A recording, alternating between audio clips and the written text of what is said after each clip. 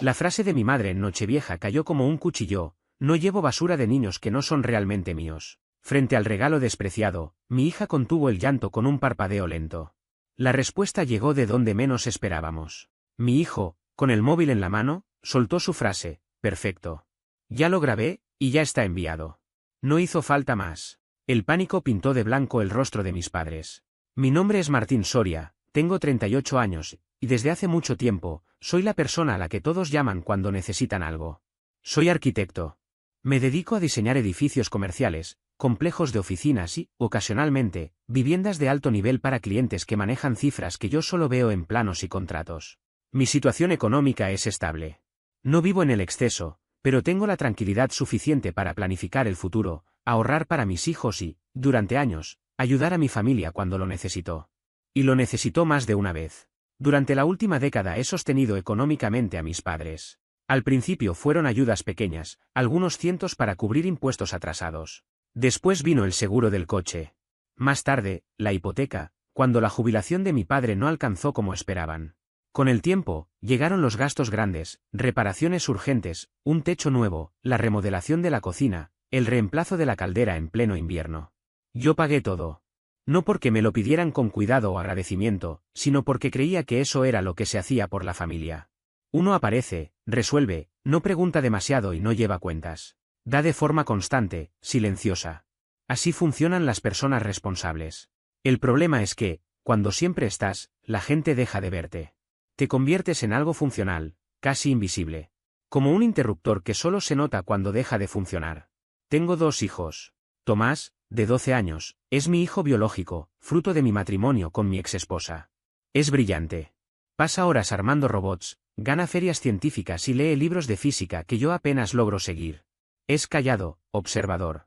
Cuando habla, suele decir algo que deja a los adultos en silencio. Mi otra hija es Lucía, tiene 8 años. La adopté hace 5 años, después de que sus padres biológicos perdieran la custodia por negligencia y consumo de sustancias. Tenía 3 años cuando llegó a mi vida. Era pequeña, insegura, y parecía no saber si alguien podría quererla de verdad. Yo la quise desde el primer momento. Lucía es creativa, sensible y profundamente amable. Dibuja para todo el mundo, hace pulseras con cuentas de colores y escribe notas con crayones que dicen cosas simples y sinceras, como «eres el mejor papá del mundo». Mis hijos son mi prioridad absoluta. Pero para mis padres, nunca parecieron serlo. Mi hermano menor, Federico, tiene 34 años y trabaja en ventas. Vive de su carisma, de su capacidad para convencer a otros. Conduce un BMW alquilado que apenas puede sostener, vive en una casa más grande de lo que su presupuesto permite y tiene 2 hijos biológicos. Para mis padres, eso siempre marcó una diferencia. Federico fue el favorito desde que éramos niños. Él recibía la atención, los elogios, las fiestas grandes. Yo recibía las responsabilidades. Yo era el hermano mayor, el que debía ser maduro, confiable, autosuficiente. Me convertí en eso, y con el tiempo, dejé de ser visible. El año anterior, cuando Federico necesitó dinero para la matrícula del colegio privado de su hija, mis padres me llamaron a mí. Me pidieron $15.000. Sabía que no los recuperaría, pero los entregué. Decir que no se sentía imposible, como romper un acuerdo familiar tácito que nunca había cuestionado. Mis padres adoran a los hijos de Federico. Se iluminan cuando entran a la habitación. Les compran regalos caros, los llevan de viaje, hablan de ellos con orgullo. Recuerdan cada cumpleaños, cada logro. Con mis hijos, sobre todo con Lucía, el trato es distinto. Correcto, distante, frío. No hay entusiasmo ni verdadera conexión. Como si solo los toleraran. Tomás lo notó hace años. Dejó de intentar impresionarlos, de mostrarles sus proyectos o contarles sus logros. Aprendió que su esfuerzo no cambiaba nada. Lucía también lo notó, aunque siguió intentando. Dibujos, preguntas, pequeños gestos. Cada respuesta tibia le apagaba un poco la ilusión, y yo lo veía sin poder evitarlo. Aún así, me convencí de que todo mejoraría. Que necesitaban tiempo. Que si seguía apareciendo, pagando, resolviendo, algún día nos verían. Nunca ocurrió. Esa noche de Año Nuevo, al llegar, Federico y su familia ya estaban allí. Sus hijos, Milagros y Joaquín, corrían por el living entre risas. Mi madre les sonreía con una calidez que rara vez dirigía a mis hijos. Mi padre conversaba con Federico sobre algún asunto de trabajo. Nadie levantó la vista cuando entramos. Lucía sostenía una pequeña caja envuelta con cuidado. Había trabajado durante semanas en lo que había dentro. Cada noche se encerraba en su habitación con sus materiales. Era una sorpresa para la abuela. La vi ensartar cuentas azules y plateadas, los colores favoritos de mi madre, formando una pulsera con un pequeño corazón. La envolvió con esmero, dibujó una flor en la etiqueta y escribió, para la abuela, con amor. Lucía estaba ilusionada. Nerviosa. Buscamos lugar en la mesa, ya casi completa. Federico y su esposa se sentaron de un lado con sus hijos. La familia se acomodó en el otro extremo de la mesa, con las sillas tan juntas que apenas había espacio para moverse. Las conversaciones fluían alrededor de nosotros como agua rodeando piedras en un río. Estábamos ahí, visibles, pero ignorados. Mi madre le preguntaba a Federico por sus cifras de ventas de fin de año. Mi padre escuchaba atento a Joaquín hablar sobre su equipo de baloncesto. Milagros describía con entusiasmo su último recital de danza. Todos asentían, participaban, se interesaban de verdad. Nadie le preguntó a Tomás por la competencia de robótica en la que había participado. Nadie mostró curiosidad por las clases de arte de Lucía. Mis hijos estaban presentes físicamente, pero emocionalmente eran invisibles. La cena avanzó con lentitud. Jamón glaseado, puré de papas, judías verdes, pan caliente. Mi madre había preparado, sin disimulo, todos los platos favoritos de Federico. Sirvió primero a sus hijos, asegurándose de que recibieran los mejores trozos de carne. Les rellenó los vasos sin que se lo pidieran. Cuando llegó el postre, Milagros y Joaquín recibieron las porciones más grandes de pastel. Lucía comía en silencio, moviendo la comida de un lado a otro del plato con el tenedor. Tomás miraba su teléfono bajo la mesa. Yo intentaba mantener una conversación trivial con la esposa de Federico, ese tipo de charla vacía que solo sirve para llenar silencios incómodos. Luego llegó el momento de los regalos. Mis padres habían preparado obsequios para los hijos de Federico. Cajas grandes, papel brillante, moños exagerados. Milagros abrió el suyo primero, una tableta nueva. Joaquín recibió una consola de videojuegos. Gritaron de emoción, abrazaron a mis padres y agradecieron con entusiasmo. Después, mis padres le entregaron a Tomás una caja pequeña. Él la abrió sin expresión alguna. Dentro había un libro genérico, impersonal, algo sobre ciencia en general. Murmuró un gracias y lo dejó a un lado. A Lucía no le dieron nada. Ni regalo, ni tarjeta, ni una palabra. Ella permaneció sentada, con las manos juntas sobre el regazo, el rostro cuidadosamente neutro. Pero yo vi cómo se tensaban sus hombros, cómo fijaba la vista en la mesa, cómo tragaba saliva y parpadeaba demasiado rápido. Entonces se levantó. Tomó una pequeña caja envuelta con papel sencillo y caminó hacia mi madre. Su voz era suave, pero firme. Lo hice para ti, abuela. Espero que te guste. Mi madre tomó la caja despacio, como si alguien le hubiera entregado algo sospechoso. Desenvolvió el papel con exagerada calma y abrió la caja de cartón. Sacó una pulsera hecha a mano. Las cuentas azules y plateadas brillaron bajo la lámpara. Un pequeño corazón colgaba del elástico. Era sencilla, delicada y claramente hecha con dedicación. El comedor quedó en silencio. Federico dejó de hablar a mitad de una frase. Su esposa miró con atención. Mi padre levantó la vista de su taza de café. Todos observaban. El rostro de mi madre no se suavizó. No mostró ternura alguna. Al contrario, frunció ligeramente el labio, como cuando algo le desagrada. Dejó la pulsera sobre la mesa y la empujó lejos de sí, como si pudiera contaminarla. Entonces habló, clara, fría y sin titubeos. No uso basura hecha por niños que no son realmente míos. Las palabras golpearon como un puñetazo. Lucía parpadeó una vez. Luego otra. No lloró. No respondió. Permaneció quieta un segundo, como congelada, y después regresó a su asiento sin decir nada. Sentí el pecho cerrarse. Apreté el borde de la mesa con tanta fuerza que los nudillos se me pusieron blancos. Quise decir algo, cualquier cosa, pero la garganta se me cerró. Me quedé inmóvil, atrapado entre el shock y la rabia, como tantas otras veces en mi vida. Entonces Tomás se levantó. Sacó el teléfono del bolsillo y lo sostuvo en alto, apuntando hacia mis padres. Su voz era tranquila. Demasiado tranquila. Perfecto. Eso quedó grabado. Y ya lo envié. El color desapareció del rostro de mi madre. La mano de mi padre se quedó suspendida a medio camino hacia la taza. ¿Qué? Balbuceó mi madre. Tomás no sonrió. No bajó el teléfono. Grabé todo. Exactamente lo que dijiste. Y se lo envié a la tía Teresa, al tío Raúl, al grupo de la iglesia y a todos tus contactos. Ya está circulando. Mi madre se lanzó hacia él. Bórralo ahora mismo. Tomás dio un paso atrás y guardó el teléfono. No se puede borrar lo que ya fue enviado. Ya lo tienen más de 50 personas. Probablemente más cuando lleguemos a casa. Mi padre se levantó furioso. Esto es inaceptable. No tenías derecho. Tomás lo miró fijamente. Ella no tenía derecho a llamar basura a mi hermana. Yo me levanté. Tomé la mano de Lucía, luego apoyé la otra sobre el hombro de Tomás. Sin decir una sola palabra más, caminé hacia la puerta. Federico me llamó, pero no me detuve. Salí de esa casa con mis hijos, sabiendo que era la última vez. El camino de regreso fue silencioso, pero no un silencio tranquilo. Era denso, pesado. Lucía miraba las luces pasar por la ventana. Tomás iba rígido, con las manos entrelazadas. Yo apretaba el volante con fuerza, con la mente desbordada de rabia, culpa, alivio y vergüenza. Al llegar a casa, ayudé a Lucía a ponerse el pijama. Se movía de forma automática. La arropé y besé su frente. Te amo, le susurré. Ella me abrazó con fuerza. Yo también, papá. No lloró. No dijo nada más. Solo se giró hacia la pared y cerró los ojos. Me quedé allí un momento, observando su respiración, deseando haberla protegido antes. Abajo, Tomás estaba sentado en el sofá. Al verme, bajó la mirada. Lo siento, si empeoré las cosas. Me senté a su lado y apoyé la mano en su hombro. No empeoraste nada. Hiciste lo que yo debía haber hecho hace años. Defendiste a tu hermana. Dijiste la verdad. Estoy orgulloso de ti. Él asintió lentamente y me tendió su teléfono. El vídeo seguía ahí. No había desaparecido ni había sido alterado. Estaba en la galería, con la miniatura congelada en el segundo exacto previo a todo. Ese momento antes del daño.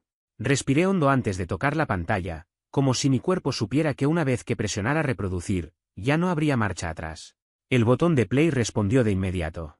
La grabación era nítida, estable, sin temblores. Tomás había sostenido el teléfono con ambas manos, con una atención que no era casual. No estaba grabando por morbo ni por impulso. Estaba documentando. La imagen mostraba a mi madre desenvolviendo el regalo. Se veía claramente cómo levantaba la pulsera, cómo la observaba apenas un segundo, y cómo su expresión cambiaba. No fue sorpresa. Fue rechazo. Un rechazo deliberado. Luego vino el gesto, empujarla hacia un lado, casi con fastidio. Y después, su voz. Fría. Precisa. Sin titubeos. No uso basura hecha por niños que ni siquiera son realmente míos. No hubo risas nerviosas. No hubo correcciones. Nadie la contradijo. Lucía apareció en el encuadre segundos después, con su vestido navideño. Ese vestido que había elegido días antes, probándoselo frente al espejo con una sonrisa nerviosa, preguntando si se veía bien. Estaba orgullosa de ese regalo. Orgullosa de haberlo hecho con sus propias manos. No lloró. No hizo una escena. Simplemente se quedó quieta un instante, como si necesitara entender lo que acababa de escuchar.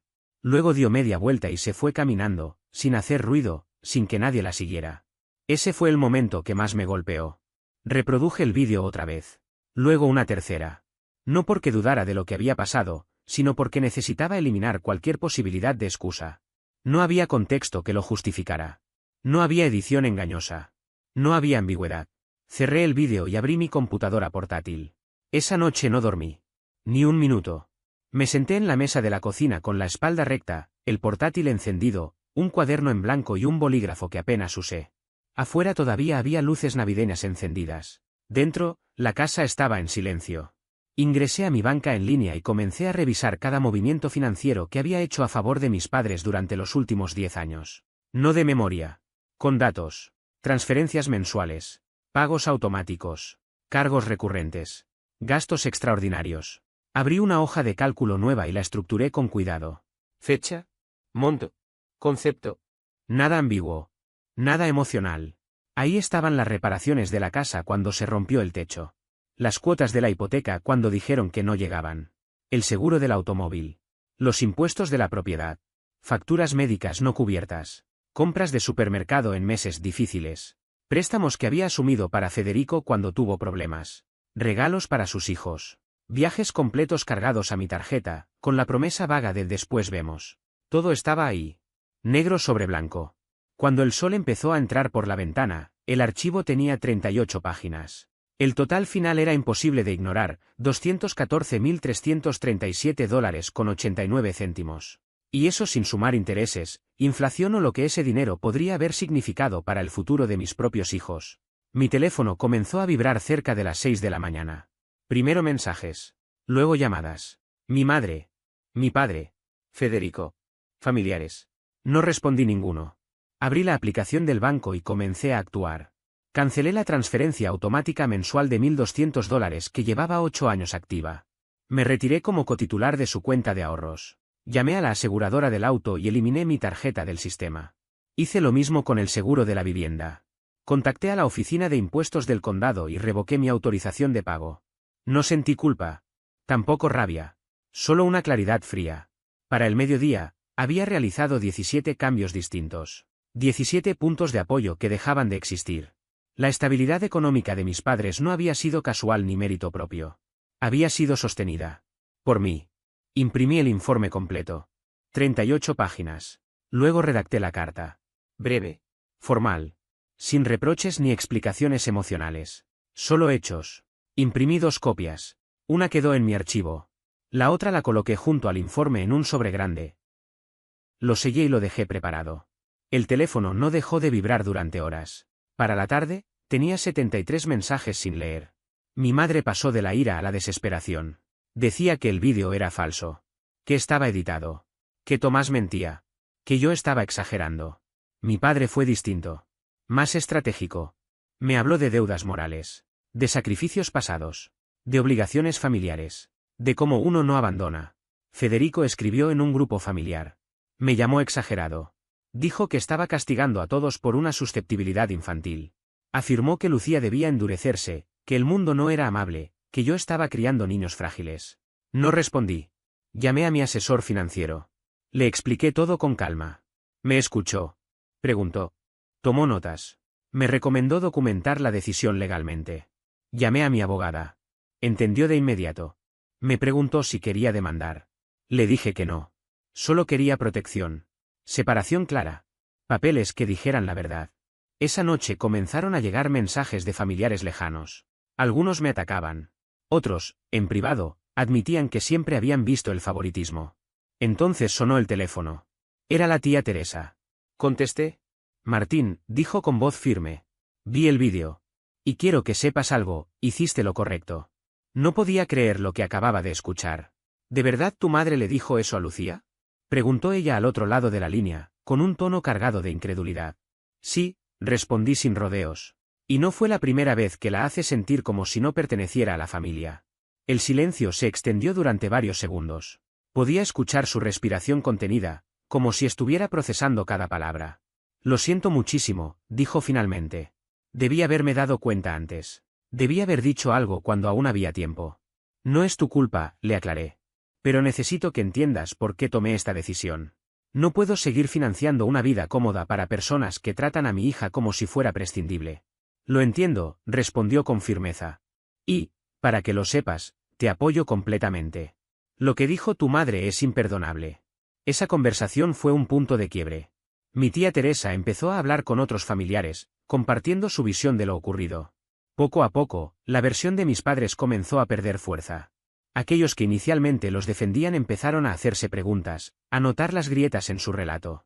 Mientras tanto, la situación económica de mis padres se deterioraba rápidamente. Sin mi depósito mensual, no lograban cubrir la cuota de la hipoteca. El vencimiento estaba a solo 3 días. Al dejar de pagar el seguro, la cobertura quedó en riesgo. Sin mi aporte para los impuestos de la propiedad, perdieron el plazo y comenzaron a acumular recargos y penalizaciones. Intentaron comunicarse con el banco para refinanciar. Les preguntaron por sus ingresos. La suma de su jubilación y la seguridad social no era suficiente para acceder a mejores condiciones. Buscaron un préstamo personal, pero ningún prestamista estaba dispuesto a aprobarlo sin garantías ni avales. Llamaron a Federico. Él hizo lo que pudo. Les envió $2.000, lo suficiente para cubrir apenas una parte de una cuota hipotecaria. Pero no podía sostenerlo en el tiempo.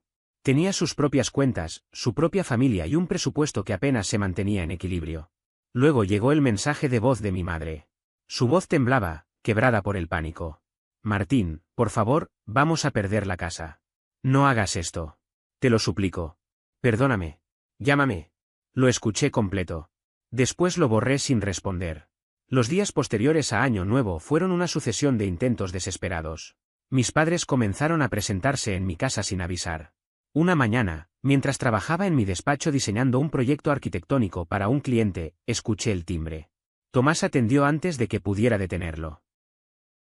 Reconocí la voz de mi madre al instante, atravesando las paredes. Aguda, exigente, cargada de ansiedad.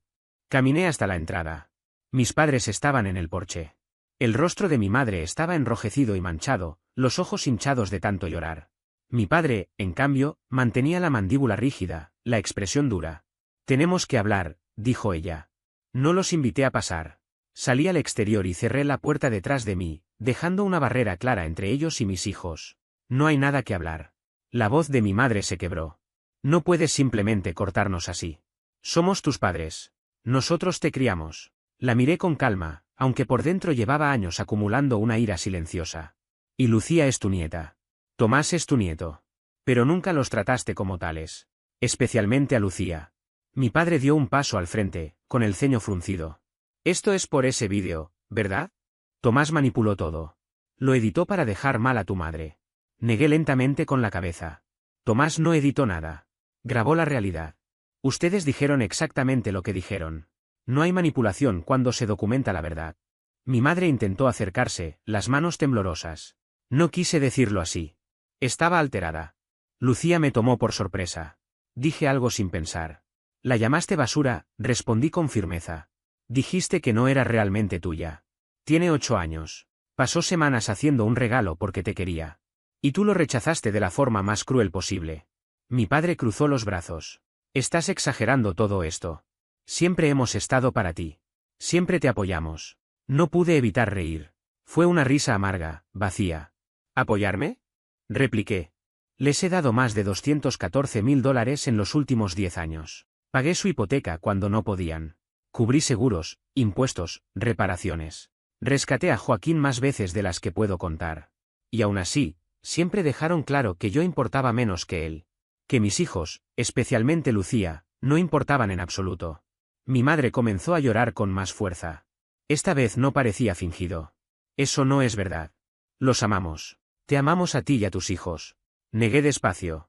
No. Ustedes nos toleran. Me toleran a mí. Pero aman a Federico. Aman a sus hijos. Se iluminan cuando entran en una habitación. Recuerdan sus cumpleaños. Presumen de ellos. Los hacen sentir deseados. Nunca hicieron eso por mis hijos. La voz de mi padre se volvió fría, cortante. Si sigues adelante con esto, te vas a arrepentir. La familia lo es todo. No puedes simplemente dar la espalda. Sostuve su mirada sin pestañear. La familia debería proteger. La familia debería amar. Ustedes no protegieron a Lucía. La lastimaron. Y no voy a permitir que vuelva a pasar. Mi madre extendió la mano y me agarró del brazo. Por favor, Martín, suplicó ella, con la voz quebrada y las manos temblorosas. Vamos a perder la casa. No tenemos a dónde ir. No nos queda nada. No reaccioné de inmediato. Respiré despacio, como si necesitara asegurarme de que cada movimiento fuera consciente. Con calma, aparté su mano de mi brazo. No levanté la voz, no hice ningún gesto brusco ni mostré enojo. Solo cansancio. Un cansancio profundo, acumulado durante años. Eso debieron pensarlo antes de llamar basura a mi hija, respondí con firmeza, mirándola a los ojos. Antes de decidir que ella no valía lo suficiente para ser tratada con respeto. No esperé respuesta. Me di la vuelta, regresé al interior de la casa y cerré la puerta con llave. El sonido metálico resonó más fuerte de lo que esperaba, como un punto final. Permanecí unos segundos en el pasillo, inmóvil, con la espalda apoyada en la pared, escuchando cómo discutían en el porche. Las voces se superponían, reproches, excusas, miedo mal disimulado. Hubo golpes leves en la puerta, luego silencio, y finalmente el sonido del motor del coche encendiéndose y alejándose lentamente. El silencio que quedó después no fue incómodo. Fue definitivo. Durante las 2 semanas siguientes me dediqué a reunir absolutamente todo. No fue un impulso ni una reacción emocional. Fue un proceso meticuloso.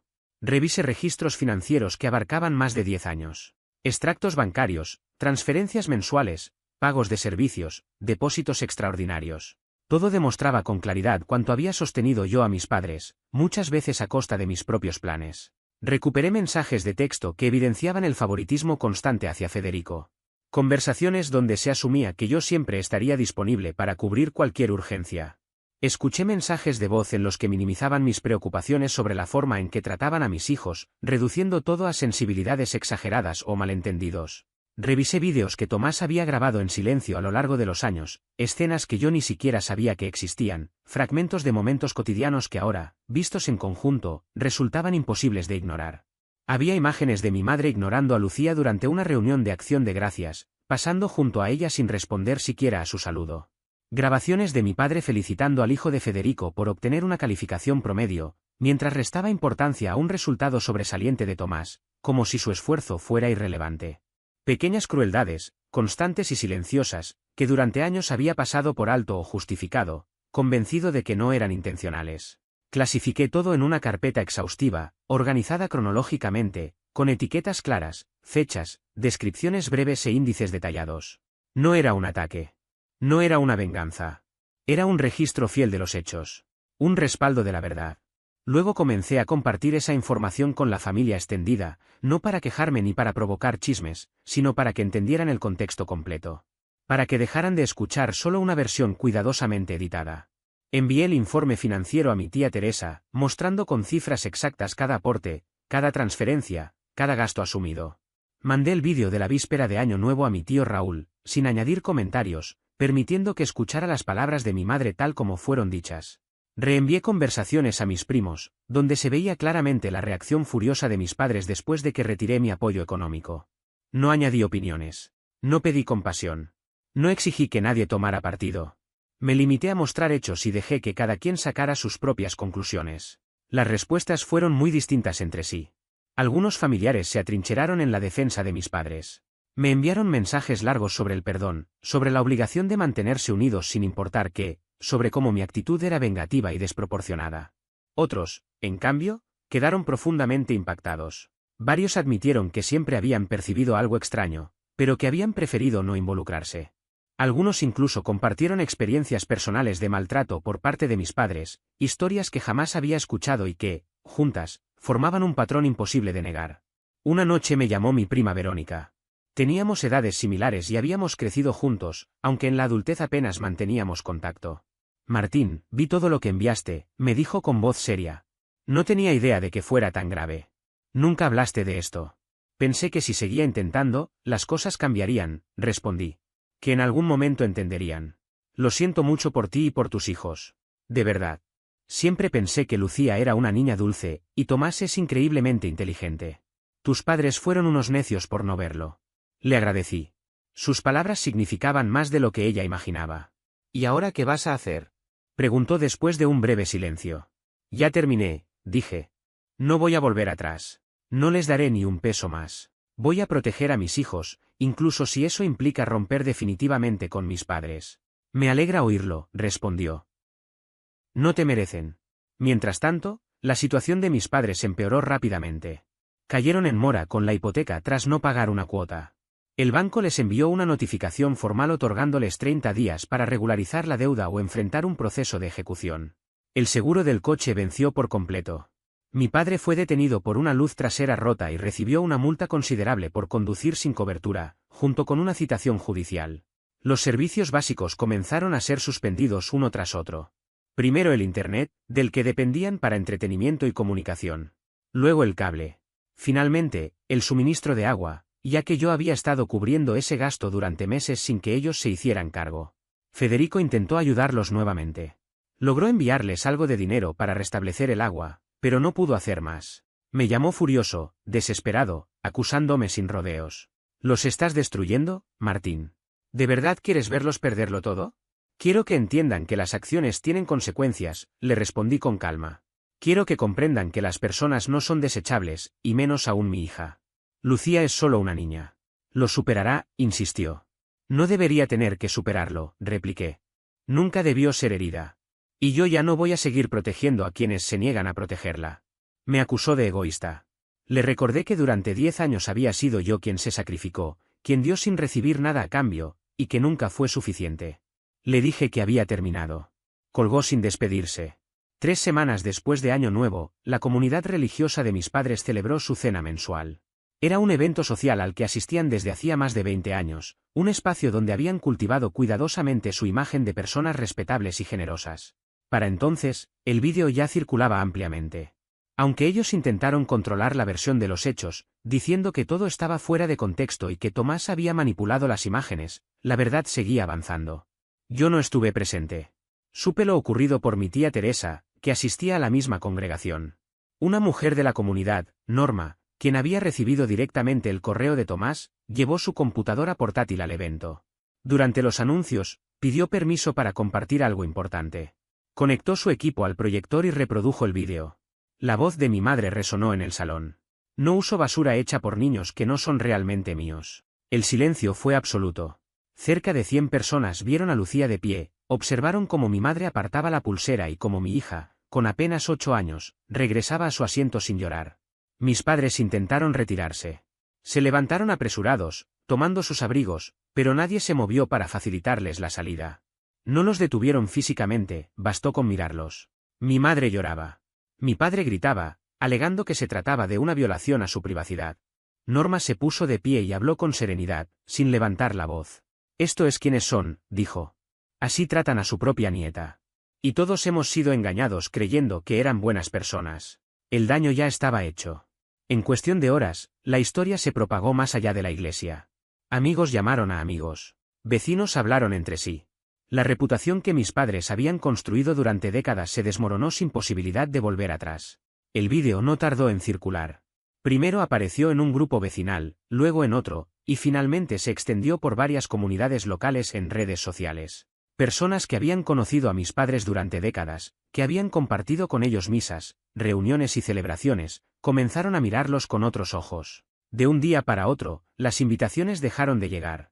Las reuniones sociales que siempre los incluían continuaron, pero sin ellos. Antiguos amigos cambiaban de acera para no cruzarse, fingían no verlos o evitaban cualquier conversación incómoda. La reputación que habían construido durante más de 20 años, basada en su asistencia constante a la iglesia y su participación activa en la comunidad, se desmoronó en una sola noche. No fue un rumor ni una exageración. Fue la realidad expuesta sin filtros. A la mañana siguiente, mi padre me llamó.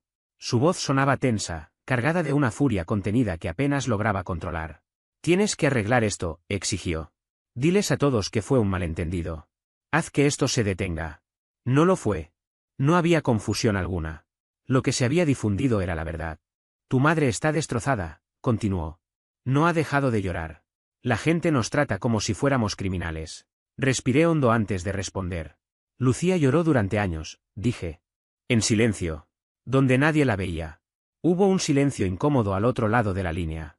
«Ya no voy a seguir protegiendo a personas que dañaron a mis hijos». Su respuesta fue inmediata, fría y definitiva. «Somos tus padres. Y ella es mi hija. Siempre va a importar más». Colgó sin despedirse. Las consecuencias económicas no tardaron en intensificarse. El incumplimiento de la hipoteca avanzó sin pausa hasta convertirse en un proceso formal de ejecución. El banco presentó toda la documentación correspondiente, y poco después, mis padres recibieron una notificación oficial. Tenían 60 días para desocupar la propiedad. Intentaron resistirse. Buscaron ayuda legal gratuita, llamaron a distintas organizaciones, pero no había nada que hacer. Habían firmado el préstamo. Habían dejado de pagar. El banco había cumplido cada procedimiento de manera correcta. No existía base legal para frenar el proceso. Federico intentó ayudar una última vez. Les envió $5.000, todo lo que pudo reunir de sus ahorros. No fue suficiente. Para detener la ejecución necesitaban más de 20.000. Se habían acumulado varias cuotas impagas, recargos por mora, penalizaciones y costos legales. Se estaban hundiendo, y nadie tenía una cuerda lo bastante fuerte para sacarlos de ahí. Unos días después, mi madre me envió una carta escrita a mano. Llegó a mi buzón con su letra temblorosa. La abrí en la mesa de la cocina, mientras Tomás y Lucía dormían en el piso de arriba. «Querido Martín», comenzaba. Reconocía que me había herido. Que había herido a Lucía. Admitía que había dicho algo imperdonable, algo que jamás podría borrar. Decía que había sido cruel, que no sabía por qué actuó así ni qué estaba pensando. Me pedía perdón. Me pedía ayuda. Decía que iban a perderlo todo, que no tenían a dónde ir. Suplicaba. Prometía disculparse con Lucía, ir a terapia, cambiar. Haría lo que fuera necesario, con tal de que yo interviniera. Leí la carta 3 veces. Luego la doblé con cuidado y la guardé en un cajón. Tal vez algún día podría perdonarla. Pero el perdón no implicaba reconciliación. No significaba volver atrás. No significaba rescatarla de las consecuencias de sus propias decisiones. Meses después de aquel año nuevo, mis padres perdieron la casa. No fue una venta voluntaria. El banco la ejecutó para recuperar sus pérdidas. Se mudaron a un pequeño departamento de 2 habitaciones al otro lado de la ciudad. Su vida se redujo drásticamente. Atrás quedaron los espacios amplios, el gran patio, el vecindario donde habían vivido durante más de 30 años. Dejaron de organizar reuniones familiares. Dejaron de asistir a la iglesia. Se volvieron silenciosos, aislados, invisibles. Exactamente como yo me había sentido durante años. No celebré su caída. No sentí satisfacción. Simplemente seguí adelante. Inscribí a Lucía en terapia. A Tomás también. Hablamos de límites, de autoestima, de cómo se ven las relaciones familiares sanas. Hablamos de que está bien alejarse de quienes te hacen daño, incluso cuando comparten tu sangre. Poco a poco, mis hijos comenzaron a sanar. Lucía volvió a sonreír. Retomó el arte, no para agradar a nadie, sino porque lo disfrutaba. Tomás dejó de estar siempre en guardia, dejó atrás esa tensión constante. Ambos dejaron de buscar la aprobación de personas que nunca se la darían. Construí una nueva vida para nosotros. Celebrábamos las fiestas en casa. Solo los 3. Creamos nuevas tradiciones, panqueques los sábados por la mañana, cine los viernes, campamentos de verano donde nos desconectábamos de todo. El arte de Lucía cubría el refrigerador, cada pieza exhibida con orgullo. Los proyectos científicos de Tomás llenaban las estanterías. Nuestro hogar se sentía cálido, completo y seguro. 6 meses después de que todo se derrumbara, recibí otra carta de mi madre. Reconocía su conducta. Admitía que había sido cruel con Lucía y distante con Tomás, que me había dado por sentado, que su favoritismo hacia Federico la había cegado. Decía que ahora entendía por qué me había alejado. No pedía volver ni dinero. Solo quería que supiera que lo sentía. De verdad. Leí la carta 2 veces. Luego la guardé en el mismo cajón que la anterior. No respondí. No quedaba nada por decir. Federico se comunicó meses después. Su mensaje fue breve. Decía que ahora entendía. Que había visto cómo trataban a Milagros de forma distinta a Joaquín, cómo la elogiaban mientras lo ignoraban a él. Admitía que nunca lo había notado y que lamentaba no haberme creído antes. Respondí con sencillez, gracias por decirlo. No reconstruimos nuestra relación. Había demasiado roto. Pero el reconocimiento importó. Mis hijos prosperaron. Lucía hizo nuevos amigos en la escuela, personas que valoraban su sensibilidad y creatividad. Tomás ganó una competencia regional de robótica y fue admitido anticipadamente en un programa de verano para estudiantes con altas capacidades. Crecieron sabiendo que eran amados, valorados y protegidos. Y yo aprendí algo fundamental: ser confiable no significa ser un tapete. Ser familia no implica aceptar abusos. Alejarse de la toxicidad no es abandono, es supervivencia. Mis padres terminaron enfrentándose a una verdad que durante años evitaron mirar de frente: nadie está obligado a sostener indefinidamente a quien solo sabe exigir. Aprendieron que callar no es lo mismo que consentir, y que la paciencia tiene un límite cuando se confunde con debilidad. Cuando esa ilusión se rompe, el impacto no es inmediato, pero sí irreversible. Yo no provoqué su caída ni celebré su pérdida. Simplemente dejé de intervenir. Dejé de cubrir errores ajenos, de justificar conductas dañinas y de amortiguar decisiones que no me correspondían. Al retirar mis manos, todo quedó expuesto tal como era. Y eso cambió el curso de sus vidas más de lo que cualquier confrontación directa habría logrado. Con el tiempo entendí que protegerme a mí y a mis hijos no era un acto de egoísmo, sino de responsabilidad. No estaba huyendo, estaba eligiendo un camino distinto. Uno en el que el respeto no se negocia y el afecto no se condiciona. Años después, una tarde tranquila, Lucía volvió a mencionar a su abuela. Estábamos afuera, el aire tibio y el cielo apagándose lentamente. Ya no era la niña insegura que había aprendido a hacerse invisible para no molestar. Había crecido firme, con una claridad que me sorprendió. ¿Crees que alguna vez se dio cuenta de lo que hizo?, preguntó. Reflexioné unos segundos antes de responder. Creo que sí. Pero darse cuenta no siempre significa reparar. Y reparar no es algo que nos corresponda a nosotros. Lucía asintió sin tristeza. No había rencor en su expresión, solo comprensión. Estoy bien así, dijo. Yo también, respondí. Se acercó y apoyó la cabeza en mi hombro. No hizo falta decir más. Dentro de la casa, Tomás improvisaba la cena, como solía hacerlo, concentrado y entusiasmado. Ese sonido cotidiano, simple y honesto, era la prueba de todo lo que habíamos construido. Nuestra familia no era perfecta, pero era real. Estaba hecha de cuidado mutuo, de elecciones conscientes y de un amor que no exigía sacrificios injustos. Y entendí, con una calma definitiva, que la familia no se define por el apellido ni por la sangre compartida, sino por quién se queda cuando más importa, y por quién sabe proteger sin condiciones.